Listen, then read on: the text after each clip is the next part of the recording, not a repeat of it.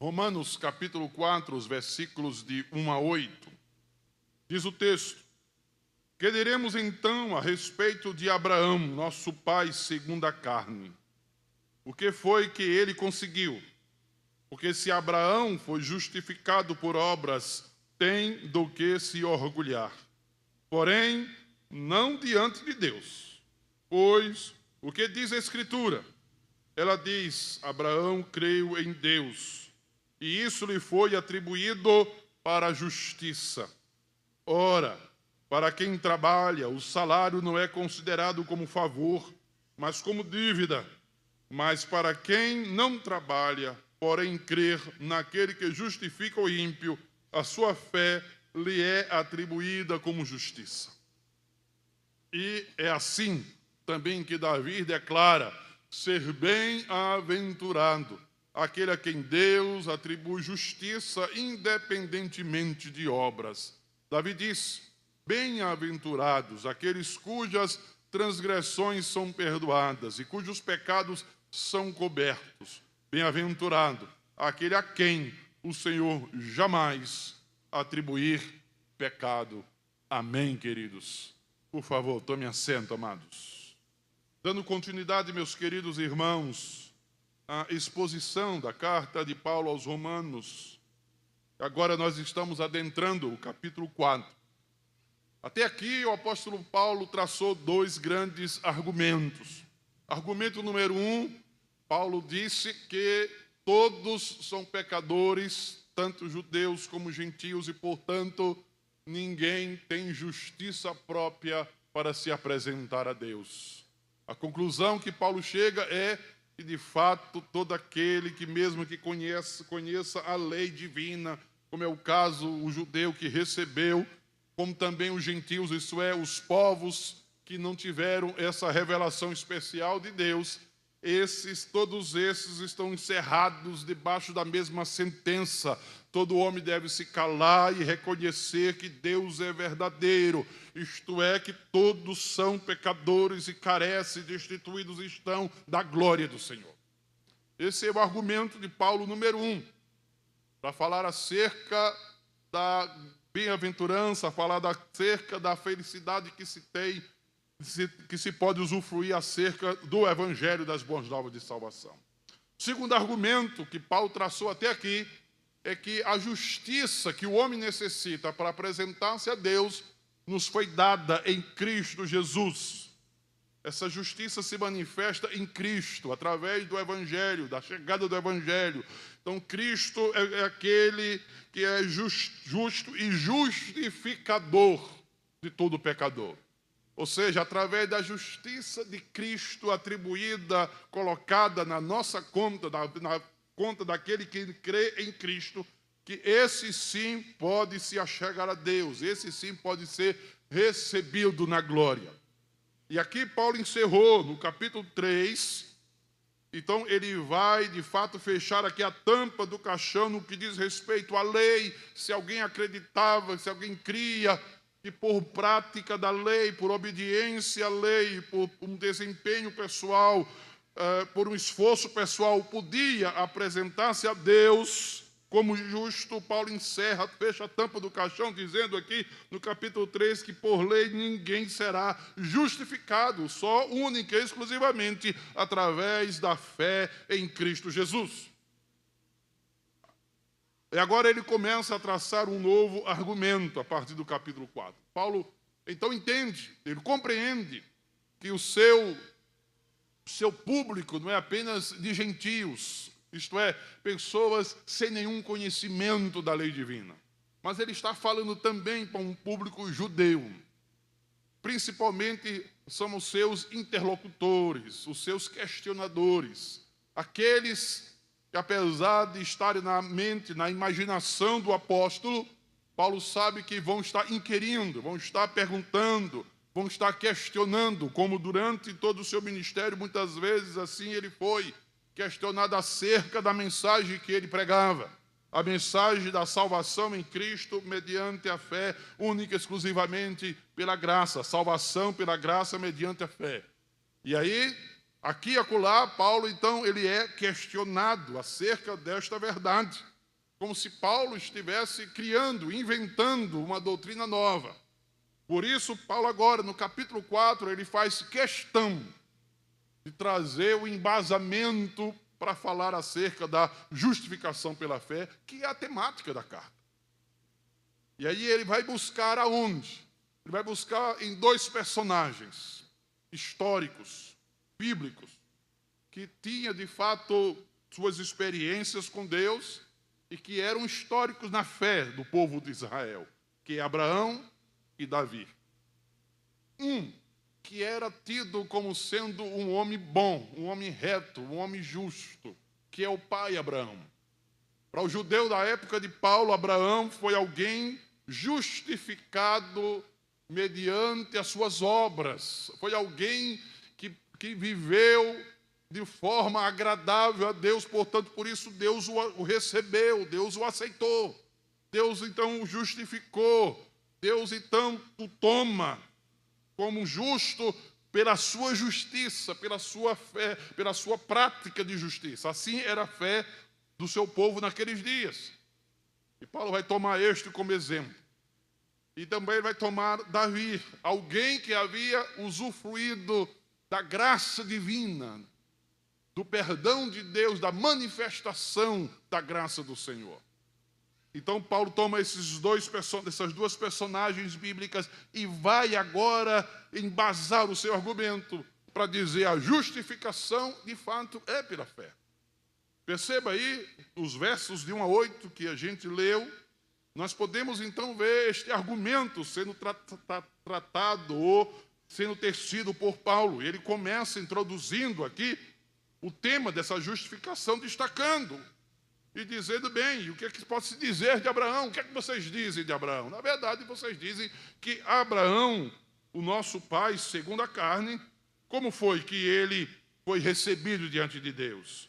Se vocês dizem que ele foi justificado por obras, e Paulo vai dizer, sabe de uma coisa?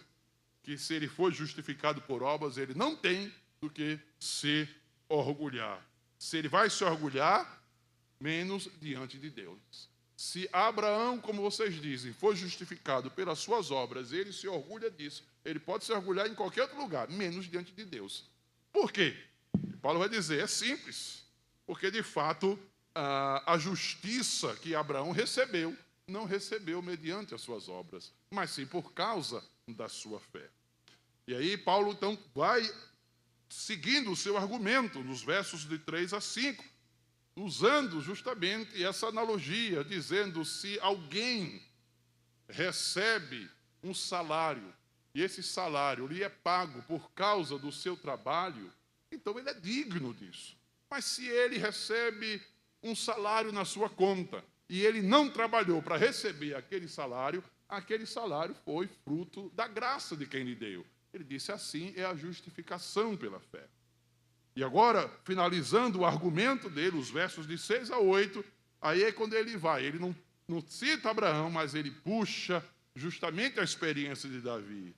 E ele dizendo, bem, e o que a Escritura fala? O que é que a Escritura vai dizer acerca da bem-aventurança dessa justificação? Ele disse, como o próprio Davi disse, é bem-aventurado aquele a quem Deus não colocou na sua conta a condenação, bem-aventurado é aquele a quem Deus perdoou, bem-aventurado é aquele a quem Deus cobriu os seus pecados. Então, o argumento inicial de Paulo aqui no capítulo 4, ele está justamente agora solidificando, embasando, exemplificando e ainda desenvolvendo o argumento da justificação pela fé. Vejamos aqui nessa noite, meus irmãos, algumas lições tiradas aqui do texto acerca desta doutrina central da carta de Paulo aos Romanos, mas também uma doutrina central da nossa fé. Primeira coisa que podemos extrair do texto é que a justificação pela fé coloca a glória da salvação única e exclusivamente em Deus e não no homem. Quando Paulo vai dizer no verso 1, e aí, como eu já disse, tomando aqui Abraão e usando o argumento que os judeus da sua época usavam, que diremos então, a respeito de Abraão, nosso pai, segundo a carne, o que é que a gente pode falar? E quando ele fala da carne aqui, está falando justamente das suas obras, está se referindo àquilo que humanamente ele fez. Isso que foi que ele conseguiu, como foi que ele foi justificando. Ele diz, porque se Abraão foi justificado por obras, ele tem do que se orgulhar, porém não diante de Deus. O que Paulo está dizendo é que justamente nenhum pecador pode ostentar seus troféus diante do tribunal de Deus. Nenhum pecador pode chegar diante de Deus, ainda que nós, seres humanos, os seus pares, possam admirá-lo. Ainda que vejamos neste pecador alguém diferenciado. Ainda que ele seja para nós um exemplo, ainda que ele seja para nós um referencial, ainda que ele seja para nós um sinete de perfeição aos nossos olhos. Entretanto, aos olhos de Deus não, diz Paulo, nenhum pecador pode ostentar, nenhum pecador pode colocar os seus troféus de justiça diante do tribunal de Deus. Primeiro, porque suas obras, elas não são perfeitas. Isso Paulo já argumentou.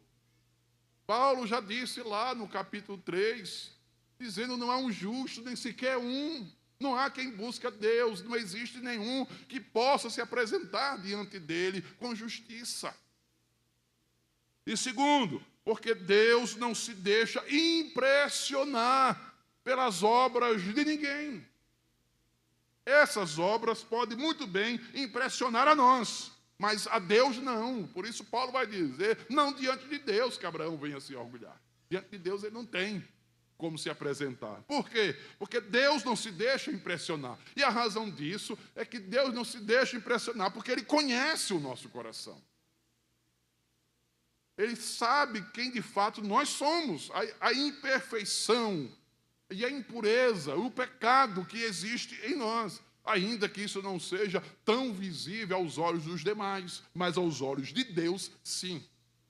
Davi, quando reconhece no Salmo 51 o seu pecado, ele vai justamente dizer, Senhor, tu conheces, tu sabes. Serás tido por justo no teu falar, reto no teu julgar. O Senhor conhece, o Senhor sabe quem eu sou. Então, pelo fato de Deus não se deixa impressionar. Diz Isaías que até os nossos atos de justiça, as nossas obras de justiça, aos seus olhos, são de fato como trapos de imundícia. E terceiro, porque Deus não dá a glória dele a seu ninguém. Ninguém pode chegar diante de Deus se exaltando, se gloriando da sua justiça, da sua perfeição, da sua santidade, da sua retidão, dizendo, eu sou digno, eu sou merecedor de entrar na glória, e portanto eu mereço receber honra, porque tudo isso só é atribuído a Deus. A justificação pela fé, ela coloca a glória da salvação em Deus e não no homem. Deus é o autor da salvação e, portanto, somente Ele deve ser honrado, glorificado, exaltado, enaltecido. Não há glória nenhuma para o homem. Não existe exaltação nenhuma para o homem. O verso 3, a segunda verdade que podemos ainda extrair como lição do texto é que a justificação pela fé, ela tem total apoio nas Escrituras, e essa tem sido aqui a luta de Paulo no texto, todo o tempo mostrando que o Evangelho não é uma novidade. Apesar de muitos acharem que o que Paulo estava pregando fosse algo novo, já no capítulo 1, ele disse, esse evangelho está embasado, está sedimentado na história. Ele já disse isso no capítulo 1. Todas as vezes que ele diz, porque diz a Escritura, Paulo está dizendo o que eu estou pregando não é novidade. O versículo 3 diz, pois, o que diz a Escritura? Olha a preocupação de Paulo. O que é que a Escritura fala? O que é que a Escritura diz?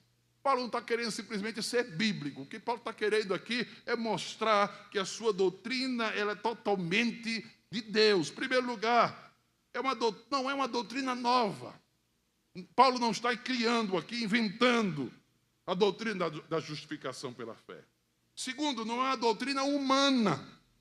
Quando ele diz o que diz a Escritura, Paulo já falou, já mostrou que a Escritura está altamente, completamente, totalmente interligado com o próprio Deus.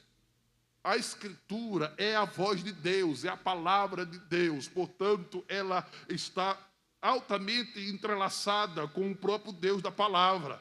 Então, dizer que é a Escritura quem diz é a mesma coisa de dizer é Deus quem está dizendo.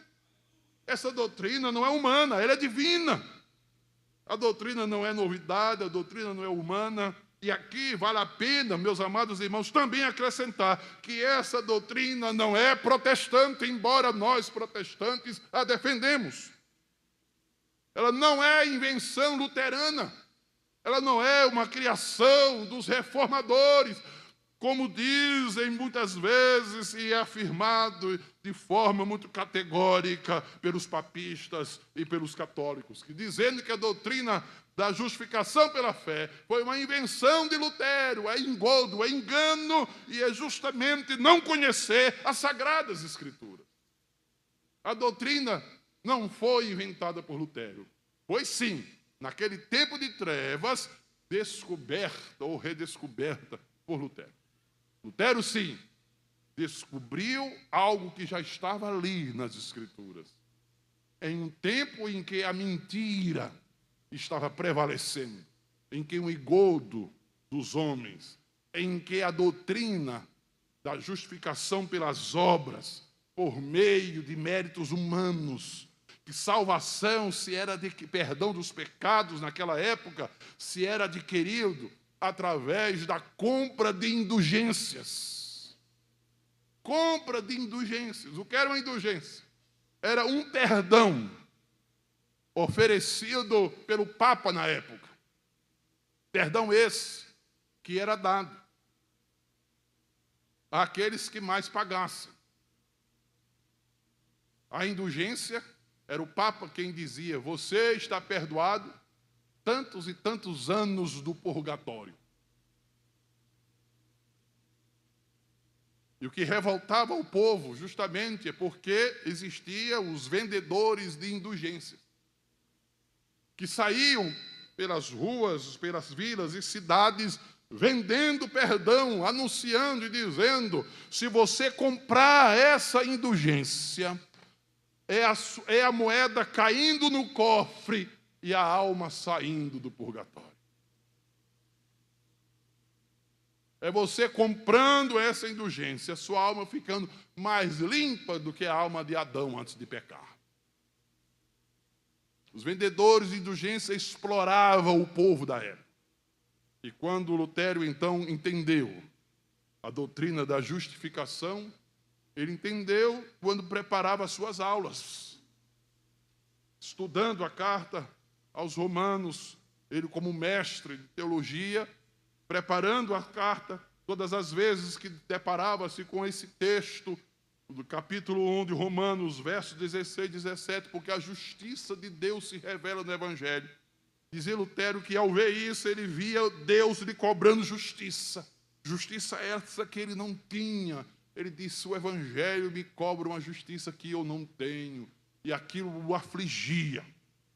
Porém, um dia, o Espírito Santo abriu os olhos de Lutero.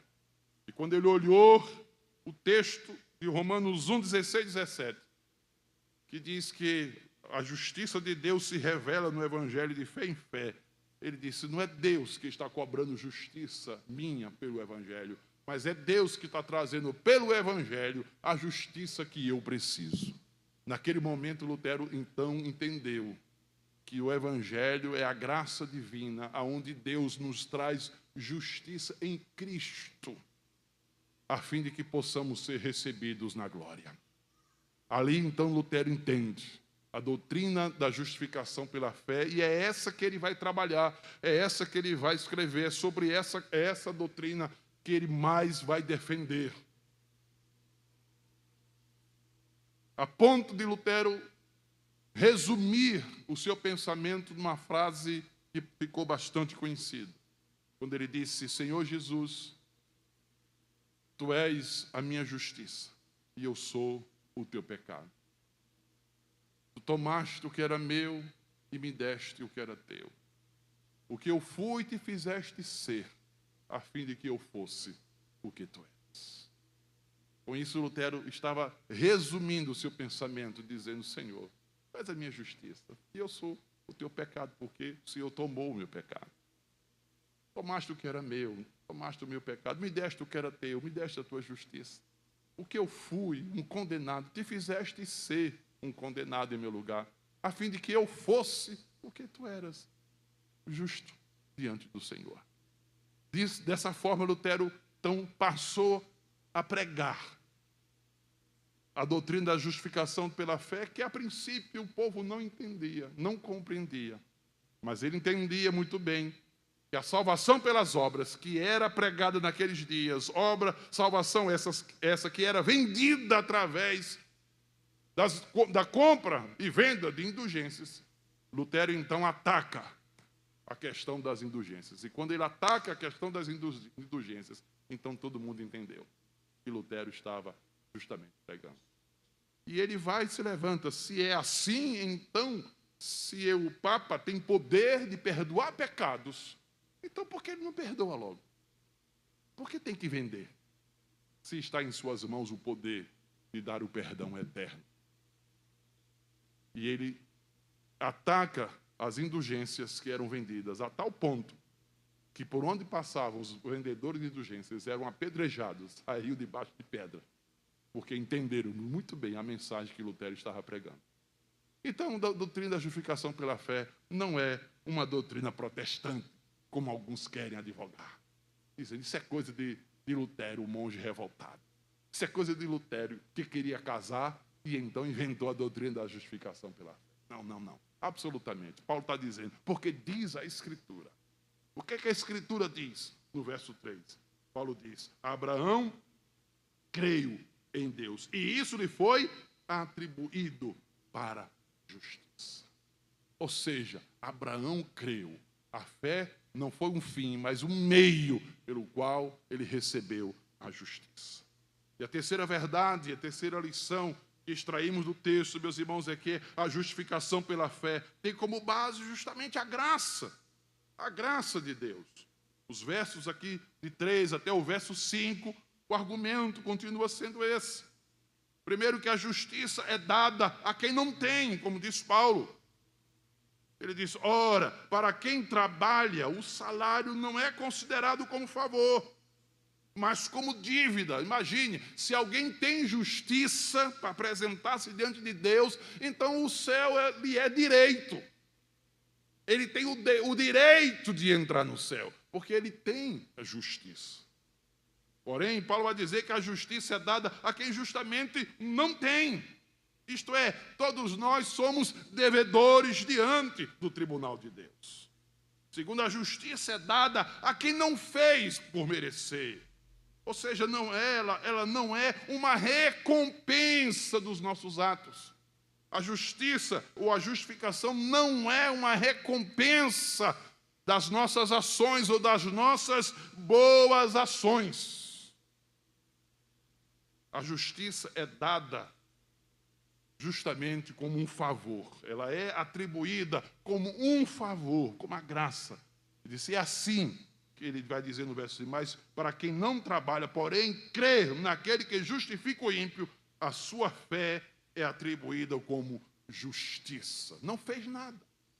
Volto outra vez aqui a ilustração do salário que Paulo, inclusive, usa aqui. Se você trabalhou o mês todo e na sua conta cai o seu salário, você não vai dizer obrigado porque você ter recebido aquele salário. Porque você é digno dele, você trabalhou para recebê-lo, você é merecedor dele. Mas se você não trabalhou o mês todo e no final do mês cai um salário na sua conta, então aquilo ali foi dado. Aquilo foi um presente que você recebeu. E Paulo está dizendo que a justiça nos é dada como um favor, pela graça divina, não porque a gente merece. A palavra que ele usa aqui é justamente a palavra atribuída. A fé lhe é atribuída, levada em conta como justiça. E a última verdade que extraímos ainda do texto é que a justificação pela fé, somente ela traz as bem-aventuranças na vida do crente. Os versos agora de 6 a 8, e Paulo vai tomar agora o exemplo de Davi. Se Abraão era visto como o sinete de perfeição, aquele homem justo, aquele homem perfeito, aquele homem bom, aquele homem de fé, o nosso pai Abraão. E aí os judeus diziam, bem, ele tem obras diante de Deus, não? E Paulo diz, não, não tem. Ele pode até se vangloriar, mas menos diante de Deus, porque diante de Deus ninguém pode se vangloriar. Na verdade, Abraão não foi recebido diante de Deus por conta das suas obras. Ele foi recebido diante de Deus porque mediante a sua fé, porque ele não fez isso por merecer. Tem mais, a única bem-aventurança só é dada a quem justamente não tem o que oferecer. Aí ele vai citar quem? Davi. E ele vai citar o texto do Salmo de Davi. Ele vai fazer referência a um dos salmos em que Davi faz alusão do seu próprio pecado e do perdão, que é o Salmo 32. E quais as bem-aventuranças que Paulo coloca aqui? Primeiro, a bem-aventurança dos pecados perdoados. Ele diz aqui no verso 6, o verso 7. Davi disse, bem-aventurados, ou mais do que felizes, aqueles cujas transgressões ou cujos pecados são perdoados. A palavra perdoar, citada aqui por Paulo, tem a ideia de mandar embora. Foi mandado embora. Essa é a ideia do perdão. A ideia de alguém que compareceu diante de um tribunal, que transgrediu a lei, mas o juiz perdoou, mandou embora, está livre, não deve nada. Essa é a ideia. Disse, essa é a bem-aventurança da justificação. Porque a justificação, ela nos manda embora, isto é, ela perdoa os nossos pecados, ainda que sejamos devedores. A segunda bem-aventurança é a bem-aventurança dos pecados que são cobertos. E a palavra significa cobertos tão completamente que nunca poderão ser descobertos. Pecados foram cobertos, eles não são mais levados em conta. Ele diz, cujos pecados são cobertos. Então, ali, o pecado é como se ele não mais existisse. Ninguém mais pode ir lá e trazer à tona aqueles pecados. Ninguém pode mais usar aqueles pecados e passar em rosto. Isso ele vai falar lá no capítulo 8, dos benefícios dessa justificação. E ele questiona, dizendo, quem é que pode acusar aqueles que são justificados diante de Deus? Quem é que pode chegar diante do tribunal de Deus e dizer assim, ele fez isso, ela fez aquilo, ele fez aquilo outro, ele fez isso e aquilo outro. Ele diz, quem é que pode fazer isso? É Deus quem nos justifica, diz Paulo. É Ele quem nos justifica. Foi Cristo que morreu e ressuscitou para essa nossa justificação. Os pecados são cobertos e não podem mais ser descobertos por ninguém. Ninguém. Diz a história que em uma daquelas batalhas épicas de Lutério com o diabo, atormentado na consciência, diz que Lutério teve um dia que, desses confrontos espirituais, que sua mente foi atormentada por acusação, como se fosse uma lista de pecados que Lutério fez na vida, dizendo, você fez isso, você fez isso, você fez isso, você fez isso, mas você fez isso, você fez isso, isso. No final, Lutério disse, é verdade, acrescenta aí também, lavado pelo sangue de Jesus Cristo. Pecados cobertos não podem ser mais descobertos. Quem tentará acusação contra os eleitos de Deus? A bem-aventurança, diz Paulo, é a bem-aventurança dos pecados que não são mais contados contra você. Daí ele diz, bem-aventurados aquele a quem o Senhor jamais atribuir pecado. E a palavra que atribuir, de novo, ele vai usar. Porque essa palavra atribuir tem a ideia de imputar, tem a ideia de colocar na conta. O que Paulo está dizendo é que o pecado não mais faz parte da nossa conta. Não mais. Pecado não faz mais parte da nossa conta. Então aqui estava o pecado sobre a nossa vida. O pecado estava sobre nós. Estávamos debaixo do pecado antes de Cristo. Mas quando Cristo então nos justificou através do seu sangue, da sua morte, quando fomos justificados e pela fé nós recebemos essa justificação, então este pecado ele foi transferido, imputado, colocado na conta de Cristo, não mais na nossa conta. Ele levou sobre si os nossos pecados. O castigo que nos traz a paz estava sobre ele. Ele carregou sobre si as nossas iniquidades. Na nossa conta não mais existe pecado. Aí Paulo vai dizer, é bem-aventurado o justificado, porque somente a justificação tira dele justamente o pecado. Isto é, Deus não mais vai imputar, Deus não mais vai atribuir pecado a ele. Por quê? Porque o pecado, o nosso pecado, passado, presente e futuro, foram todos eles colocados na conta de Cristo. Não existe mais pecado para nos condenar. Por isso Paulo vai dizer, nós somos mais do que felizes. A justificação nos traz a um estágio de felicidade.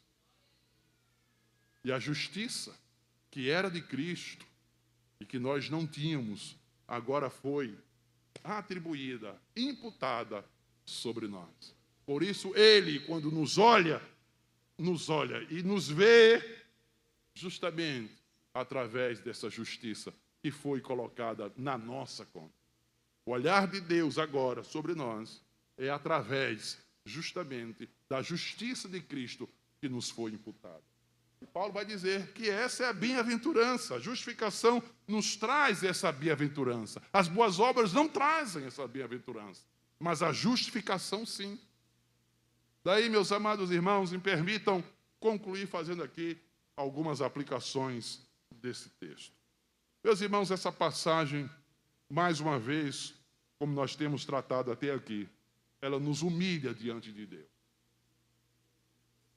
Ninguém pode se aproximar de Deus com arrogância, achando que tem justiça, achando que é reto, achando que é perfeito, achando que é digno de adentrar a glória celestial. Devemos reconhecer que a nossa salvação não é obra das nossas mãos. Não importa os anos que nós tenhamos de vida cristã, não importa a nossa carteira de membro, nem tampouco de pastor, de ministro do evangelho. Não interessa, meus amados irmãos, nenhum ato de justiça da nossa parte, porque isso não conta para a nossa salvação. A nossa salvação, ela é totalmente atribuída à graça divina. Portanto, somente Deus é digno de ser louvado, somente Ele deve ser honrado. Nós temos que nos humilhar diante dEle. Nós temos que nos colocar diante de Deus humildemente, reconhecendo a nossa insignificância, reconhecendo a nossa miserabilidade, reconhecendo a nossa pecaminosidade, reconhecendo que nós não temos nenhuma justiça, mas a justiça nos foi atribuída, a justiça foi colocada na nossa conta e, portanto, devemos ter um coração humilde diante do Senhor. A doutrina da justificação pela fé, ela nos humilha. Porque ninguém pode levantar o nariz, nem tampouco caçar um salto alto e entrar na presença de Deus se achando. Nós temos que entrar na presença de Deus com humildade no coração, reconhecendo que dele é que vem a nossa salvação. A segunda coisa, meus amados irmãos, é que essa doutrina ela é bíblica. A nossa doutrina, ela está nas Escrituras. Perceba o que Paulo está dizendo aqui. Olha, veja o que a igreja acredita, veja o que a igreja defende, ou veja aquilo que a história defende. Absolutamente o que Paulo todo o tempo vai argumentar e diz, a Escritura, a Escritura, a Escritura, a Escritura. Por quê? Porque a Escritura é a autoridade sobre as nossas vidas, mas ela não é apenas autoridade no que diz respeito à nossa prática, mas também à nossa fé. Então, ter confiança na palavra de Deus, na Escritura, como autoridade final, a respeito da nossa salvação. A doutrina da justificação pela fé é uma doutrina ensinada nas Escrituras, não é invenção humana. E nós devemos descansar nessa verdade e dizer: a Bíblia assim diz, a Bíblia assim ensina. Eu sou salvo pela graça de Deus, aleluia! Quer queiram ou não. Ainda que isso desgoste alguém, não me interessa. A Bíblia diz que justamente aquele que crê, aquele que confia, justamente aquele que coloca a sua fé na obra vicária de Cristo, no sacrifício do Senhor, e descansa plenamente no seu sacrifício lá no Calvário, esse sim é salvo, é justificado, é recebido na glória. Bendito seja o nome do Senhor. Quem está dizendo isso? A Bíblia. A palavra de Deus, a Santa Escritura, e nela nós devemos confiar e nela devemos descansar. Quarta coisa, meus amados irmãos, que devemos então trazer como aplicação para a nossa vida desse texto, é a gratidão pela graça divina. Devemos cultivar um coração grato pela graça do Senhor. Devemos estar expressando todos os dias gratidão a Deus pelo perdão dos nossos pecados. Devemos agradecer a Deus pela justiça de Cristo que nos cobre.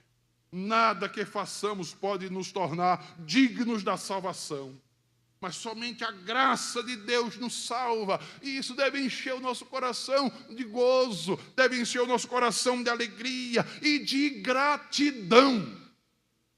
De gratidão. Os discípulos, certa vez, se alegraram porque os demônios lhe obedeceram. E o Senhor disse: não fique alegre por isso, não. Alegrem-se porque os seus nomes estão escritos no livro da vida. Nossa maior alegria, meus amados irmãos, é a nossa salvação. Devemos, então, ter gratidão a Deus, ser grato a Deus todos os dias. Todos os dias. Todos os dias. Preste atenção. Como disse o irmão Wagner, nós temos problemas. Todos nós temos. Passamos por dificuldades, por momentos difíceis. Mas há uma pergunta a ser feita diariamente por nós mesmos. A pergunta é: não é se você naquele dia não está enfermo, não é se naquele dia você não tem dificuldade financeira, não é se naquele dia você tem problema no trabalho, não. A pergunta não é essa. Porque todas essas coisas, elas podem existir. E de fato elas existem na nossa vida.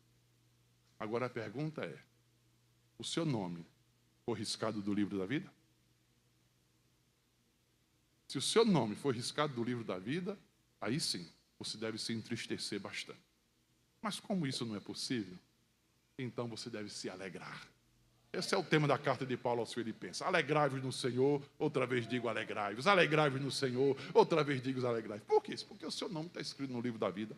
Ainda que você tenha dificuldade, ainda que você tenha luta, ainda que você tenha problema, ainda que você tenha enfermidade, ainda que você passe por momentos difíceis, mas o seu nome está escrito no livro da vida. Então você deve viver com gratidão no coração. Alegre-se com a sua salvação. Tenha a alegria da salvação, beba da fonte da salvação, regozije-se em Deus, regozije-se pela graça divina manifestada sobre a sua vida. E por fim, devemos aprender a desfrutar das bênçãos da justificação.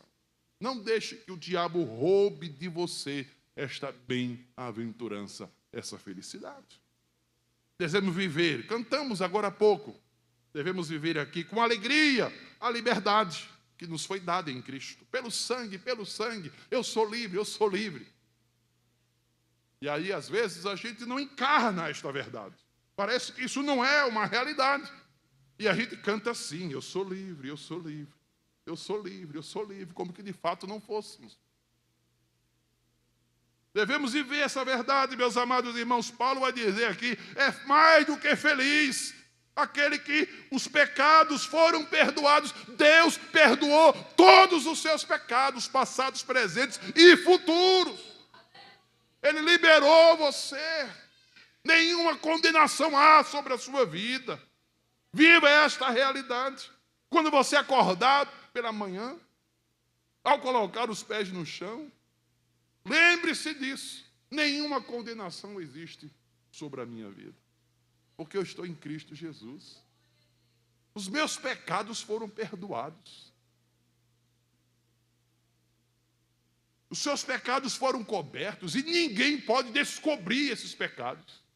Ninguém pode tomar o seu pecado que você cometeu lá no passado e trazer à tona e colocar diante de Deus para que sirva então de base para lhe condenar. Lembre-se disso. Você pode desfrutar de uma paz. Você pode desfrutar de comunhão com Deus.